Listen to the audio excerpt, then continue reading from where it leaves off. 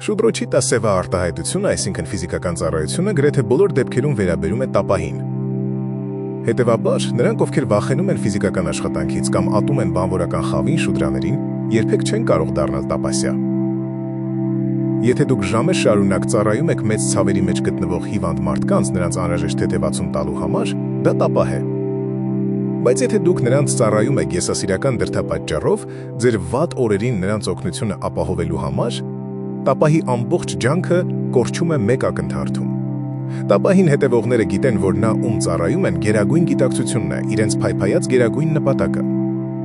Նրանք ծառաներ են, և նրանց մատուցած ծառայությունը իրենց հոգևոր պրակտիկան է։ Նրանք, ովքեր նայում են սպասարկվողին, կարիքում գտնվողին միայն որպես տիեզերական դրսևորում և անշահախնդրորեն հոգ են տանում նրանց հարմարավետության մասին, կարճ ժամանակում զարգացնում են նվիրվածություն կամ սեր գերագույնի հանդեպ։ Շնորհակալություն դիտման համար։ Հետևեք մեզ սոցհարթակներում։ Միացեք մեր մեդիտացիայի և յոգայի հանդիպումներին ամեն կիրակի 13:00-ին։ Մուտքն ազատ է։